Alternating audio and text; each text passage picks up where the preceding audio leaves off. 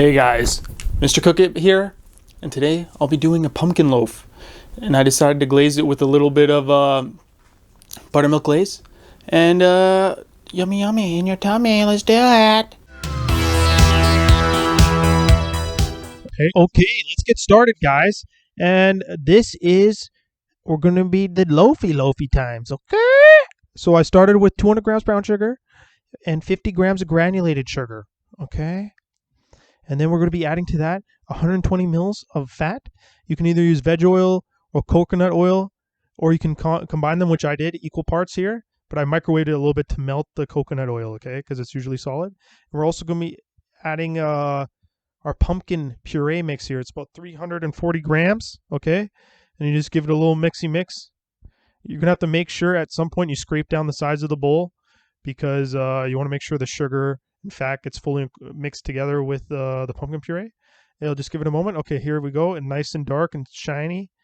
And at this point, we're going to keep on staring at it, okay? So I did scrape down the bowl at some point, and we're going to be adding our room temperature eggs, okay? 2 large eggs at room temperature. That way they'll combine and homogenize a lot better, okay? And we have our spice mix here, okay? So we have 1 teaspoon of pumpkin spice, 1 teaspoon ground cinnamon, 1/4 teaspoon ground nutmeg, or microplaned as I prefer, and 1/2 teaspoon of ground ginger, okay? Also, there's 3/4 teaspoon of salt in there as well. So here I've sifted 220 grams of all-purpose flour with 1 teaspoon of baking soda prior to putting it into this bowl. So at this point, I just give it a little bit of a mix. It doesn't really take too long, as you can see. Just mixy. Yeah, just a little mix action. Even there's a little bit of flour in the bowl, I remove it. I'm gonna scrape down the paddle. Then I'm just gonna finish mixing it together with this spatula. Okay, that way you want to refrain from over mixing the flour or over developing any gluten in this, because you want the cake to be nice and moist, or loaf, whatever you want to call it. This is pretty much a pumpkin cake, okay? People say pumpkin loaf, pumpkin bread. It's pretty much pumpkin cake. Once you try this, it's pretty sweet, and it's good, just warmed up with a little bit of butter on it, or as I'm going to finish it with this nice buttermilk glaze.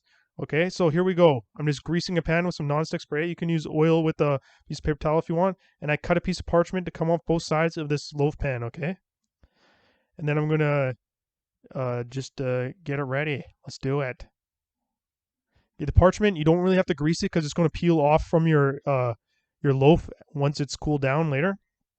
So here I just put the batter in there. Nothing exciting. Just put it on there, okay? And yeah, look at that. It's so nice. It looks like a pile of brown poop, but it's going to taste amazing, okay? So once I smooth out the top a little bit, make it a little more nice and presentable, I guess. And then from there, I'm going to slide it onto this tray just in case there's any overflow, which doesn't happen anyways, but to be safe. And here I'm testing it with the cake pan. So I baked it at 350. It takes about 60 to 70 minutes, okay? Once you check it with the cake tester and it's clean, it's good to go. Okay, let's start the buttermilk glaze while it's cooling. I have it cooling on a rack, okay? You can't see it, but it's happening. So the buttermilk glaze, right here, we have 1 cup of, 1/2 cup of sugar, okay, guys? 1/2 cup of sugar.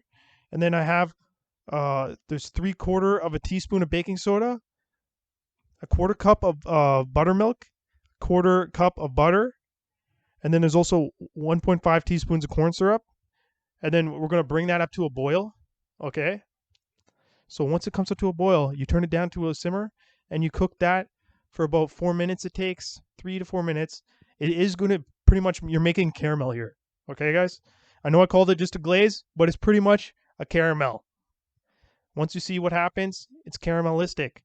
Okay, so right here, I add about 1/8 teaspoon of salt, just granulated salt. You can add kosher or whatever you like, just so it adds a little bit of savory note, or else I find this to be too sweet.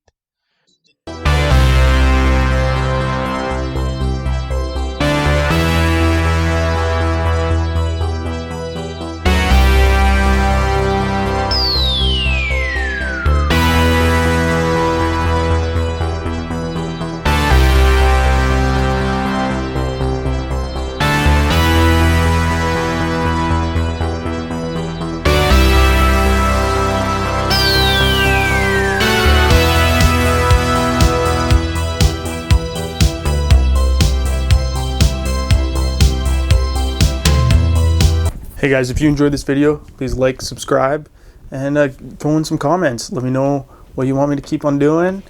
If there's any dislikes or likes or preferences or anything, let's discuss it in the comments below. See you next time, guys.